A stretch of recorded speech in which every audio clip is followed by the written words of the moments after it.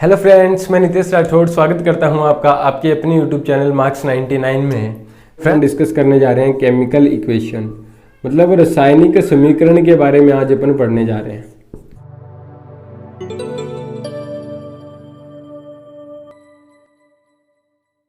अभिक्रिया लिखने की बात हो गई।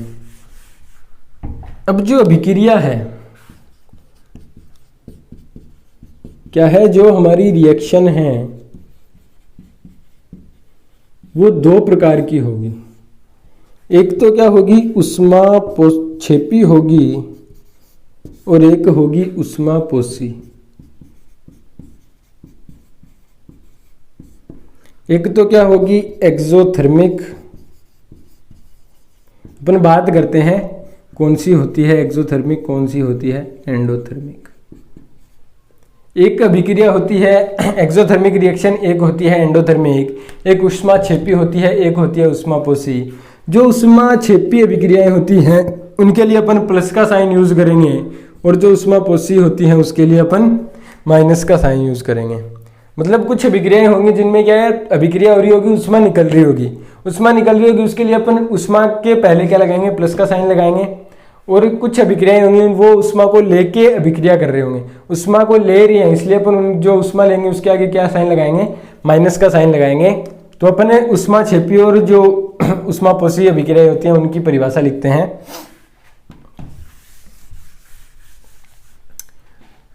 पहले अपन लिखते हैं ऊष्मापोषी, ऊष्माक्षेपी लिखते हैं ऊष्माक्षेपी अभिक्रिया।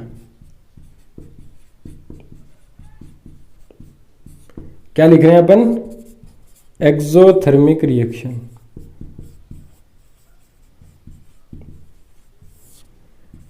क्या होती है एक्सोथर्मिक रिएक्शन, अपन बात करते हैं। मैंने आपको बता दिया कि जो अभिक्रिया हो रही है अगर उसमें से ऊष्मा निकल रही है तो वो क्या होगी, ऊष्माक्षेपी होगी। उसमें प्लस का साइन अपन लगाते हैं। मतलब जिस अभिक्रिया में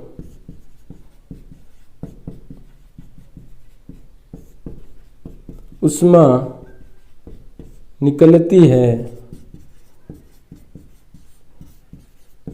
उसमें क्या होगा, इस अभिक्रिया में ऊष्मा बाहर निकलती है। मतलब एनर्जी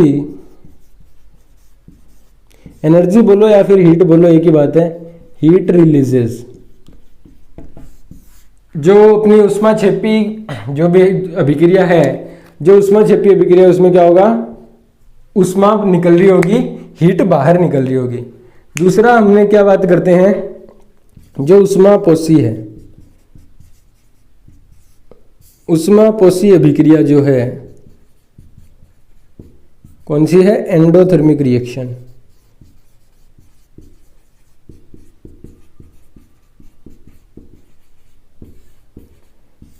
एंडोथर्मिक रिएक्शन से पहले मैंने क्या बताया, माइनस का साइन लगाएंगे अपन। एंडोथर्मिक में क्या होगा, इसमें ऊष्मा का यूज होगा। इसमें इस अभिक्रिया में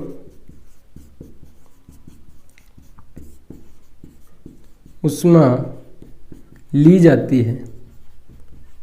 उत्पाद जो अभिकारक है वो क्या करते हैं, एनर्जी बाहर से लेते हैं। एनर्जी या फिर क्या बोल दूं, हीट बोल दूं, अब्जॉर्ब्ड।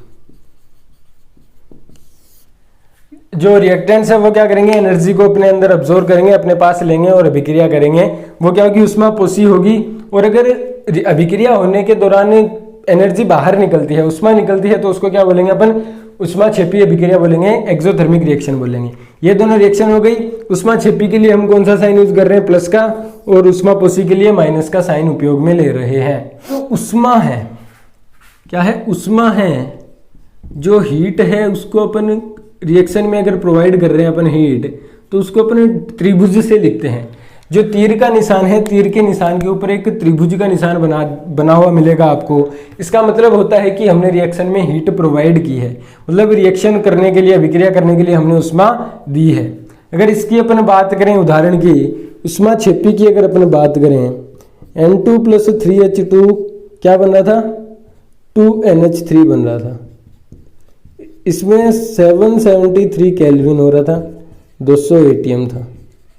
इसमें क्या हमने इसको टेम्परेचर दिया है, इसको या तो ऐसे लिखा मिल सकता है या ऐसे। हो सकता है आपको पूरा लिखा हुआ मिले कि हमने कितना उसको टेम्परेचर दिया, कितना तापमान दिया, या फिर आपको सीधा जो त्रिभुज का निशान है वो मिल जाएगा। तो आपको समझ जाना है कि रिएक्शन में हमने हीट दी है। आपको इतना ध्यान रखना है कि हीट को अपन त्रिभुज से लिखते हैं और उष्मापोषी अभिक्रिया में उष्मा निकलती है और जो एंडोथर्मिक होती है उसमें उष्मा ली जाती है। उसको जो उष्मा छेपी है उसको प्लस का साइन, वहाँ उष्मा के लिए प्लस का साइन, और उष्मापोषी है वहाँ उष्मा के लिए माइनस का साइन उपयोग में लिया जाता है। अगर हीट हमने या तो दी है या निकल रही है, उन दोनों के लिए अपन त्रिभुज का निशान उपयोग में ले रहे हैं। अब अपन बात करते हैं उत्प्रेरक की। जो कैटलिस्ट होते हैं, अपन चैप्टर के लास्ट में बात करेंगे कैटलिस्ट क्या होते हैं। इसको कैटलिस्ट को तीर के निशान के ऊपर लिखा जाता है।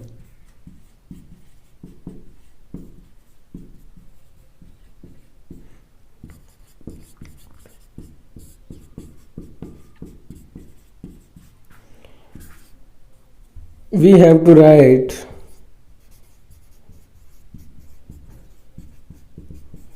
catalyst on sign this। मतलब तीर के निशान के ऊपर अपन जो उत्प्रेरक लिखेंगे वो कहाँ लिखेंगे, जो हमारा जो समीकरण है, जो रासायनिक समीकरण है, उसमें तीर जहाँ पे होता है, तीर के ऊपर अपन हीट को भी, उष्मा को भी तीर के ऊपर लिखा जाएगा। और जो उत्प्रेरक हमने यूज किया है, अगर अभी समीकरण में जो अभिक्रिया के लिए हमने कोई कैटलिस्ट यूज किया है, उस कैटलिस्ट को भी अपन कहाँ लिखेंगे, उस जो तीर का निशान है उस तीर के निशान के ऊपर लिखेंगे कैटलिस्ट को भी। जैसे मैं आपको इसका एग्जांपल बताऊं, एथीन होता है, ये क्या है, एथीन है, ये क्या है, एथीन है। इसको हमने क्या किया, एथेन बना रहे हैं, इससे हम क्या बना रहे हैं, एथेन बना रहे हैं। आपको 11th क्लास में बताया जाएगा कि क्या एथीन होता है, क्या एथेन होता है, कैसे इनको बनाया जाता है। एथीन से हमने क्या किया, एथेन बनाया। इसमें जो उत्प्रेरक यूज होता है वो होता है निकल। तो हमने उत्प्रेरक को कहाँ लिखा, तीर के निशान के ऊपर हमने उत्प्रेरक को लिखा। ये भी इसका उदाहरण है, ये भी साथ में लिख लेना कि जो उत्प्रेरक है उसको अपन तीर के निशान के ऊपर लिखते हैं। अब हम बात करते हैं रासायनिक समीकरण की विशेषताओं की। रासायनिक समीकरण को लिखने के लिए क्या क्या बातें ध्यान में रखना है वो सब बता दी। कौन सी बातें ध्यान रखनी है एक बार वापस रिवाइज कर लेते हैं। सबसे पहले लिखेंगे अभिकारक, बीच में तीर का निशान, दाईं तरफ क्या लिखा, उत्पाद लिखा, लिख दिया।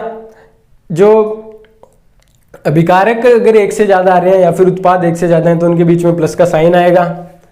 और अभिकारकों में परमाणुओं की संख्या जो है, बाईं तरफ जितने परमाणु हैं उतने ही परमाणु कहाँ होंगे, दाईं तरफ होंगे। ये भी बात ध्यान में रखनी है। और जो समीकरण लिखेंगे वो क्या होनी चाहिए, संतुलित होनी चाहिए, बैलेंस्ड होनी चाहिए। वो बात हो गई थी अपनी। उसके बाद हमने उसको संतुलन करना सीखा। संतुलन के लिए क्या करेंगे, पहले ऑक्सीजन और हाइड्रोजन को छोड़ देंगे, बाकी जितने भी तत्व समीकरण में आ रहे हैं उन सबका संतुलन करेंगे लास्ट में। उसके बाद हम जब सारे तत्व संतुलित हो जाएं उसके बाद पहले करेंगे हाइड्रोजन का संतुलन। हाइड्रोजन का संतुलन कर दिया उसके बाद करेंगे ऑक्सीजन का सबसे लास्ट में संतुलन। सबसे लास्ट में जो संतुलन होगा वो किसका होगा, ऑक्सीजन का होगा। ऐसा अपन क्यों कर रहे हैं कि ऑक्सीजन और हाइड्रोजन होते हैं वो लगभग सभी के साथ अभिक्रिया कर जाते हैं। संतुलन की बात हो गई।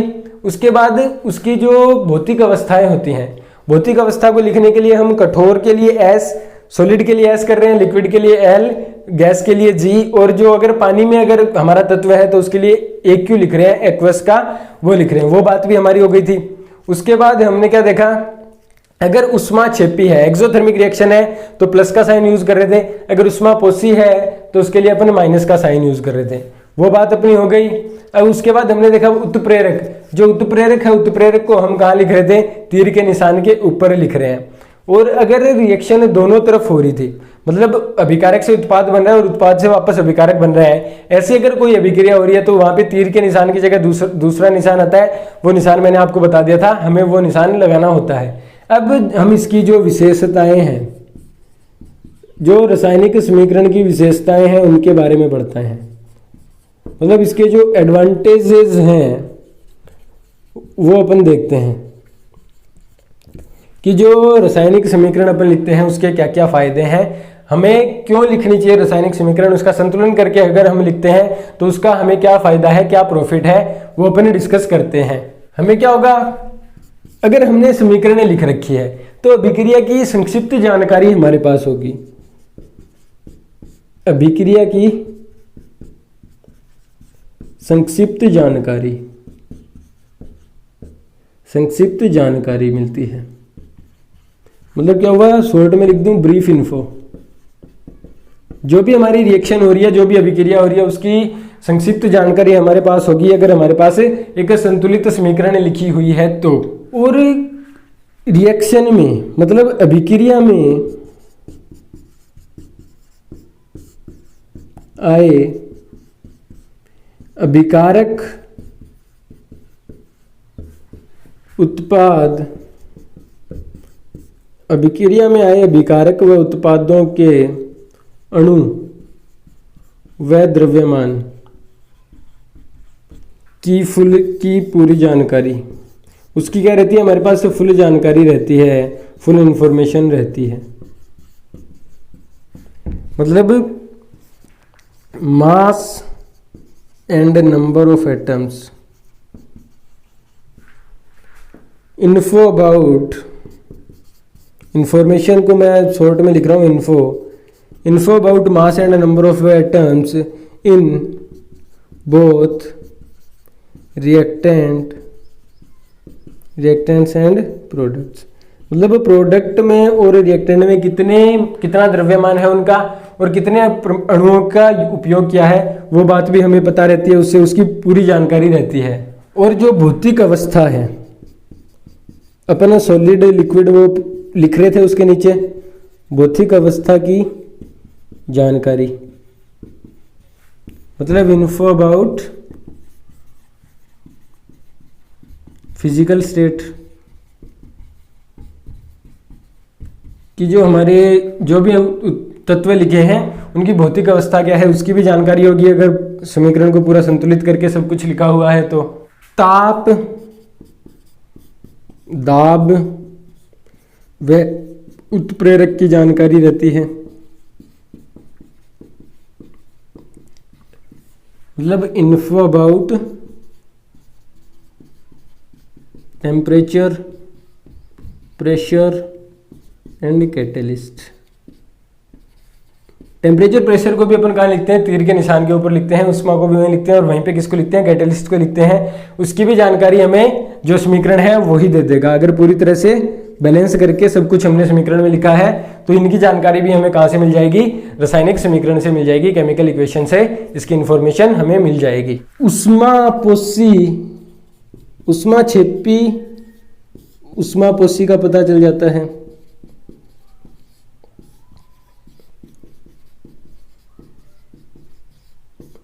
मतलब info about exo endo reaction,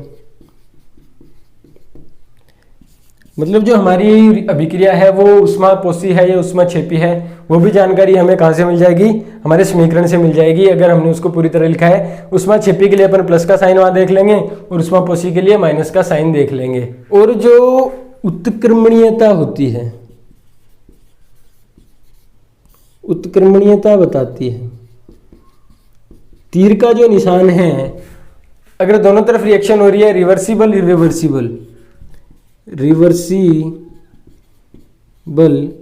irreversible, इसकी भी जानकारी हमें मिल जाएगी। जो तीर का निशान है वो भी बता देगा कि हमारी रिएक्शन रिवर्सिबल है या इरिवर्सिबल है। उसकी जो उत्क्रमणीयता है वो भी हमें पता चल जाएगी। तो इसकी विशेषताएं क्या क्या होगी समीकरण की, उसकी जो अभिक्रिया है उसकी संक्षिप्त जानकारी मिल जाएगी, ब्रीफ इंफॉर्मेशन मिल जाएगी। उसमें जो अभिकारक और उत्पाद आए हैं उनके अणुओं की संख्या और द्रव्यमान जो है, मतलब नंबर ऑफ एटम्स और जो मास आए हैं रिएक्टेंट्स और प्रोडक्ट्स में, उसकी जानकारी हमें मिल जाएगी। और जो उसकी फिजिकल स्टेट है, भौतिक अवस्था है तत्वों की, वो भी हमें पता चल जाएगी। कितना ताप चाहिए, कितना दाब चाहिए और कौन सा उत्प्रेरक चाहिए, उसकी जानकारी हमें मिल जाएगी। उष्मा क्षेपी है या उष्मा पोषी है, हीट दी है या हीट ली है, वो भी हमें पता चल जाएगा। और रिएक्शन की जो उत्क्रमणीयता है, मतलब ये रिएक्शन रिवर्सिबल है या इरिवर्सिबल है, वो भी जानकारी हमें रासायनिक समीकरण से मिल जाती है। तो ये कुछ रासायनिक समीकरण की विशेषताएं हैं, ये सारी आप नोट कर लो, चाहे वीडियो पॉज करके कर लो या फिर आप स्क्रीनशॉट भी ले सकते हो।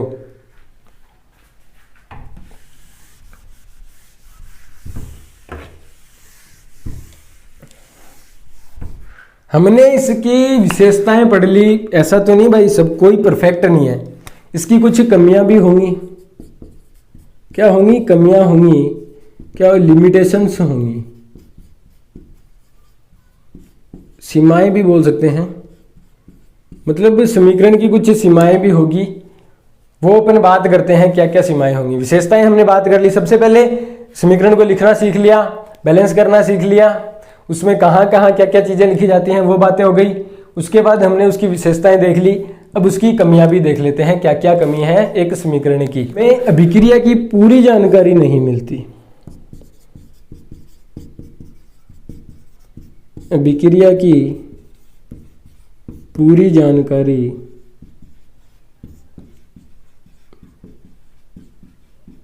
नहीं मिलती, नोट फुल इन्फो प्रोवाइडेड। मतलब क्या हुआ, हमें समीकरण से जो हमारी अभिक्रिया है उसकी पूरी जानकारी प्राप्त नहीं होती, उसकी सिर्फ संक्षिप्त जानकारी हमें प्राप्त होती है। जो अभिकारक है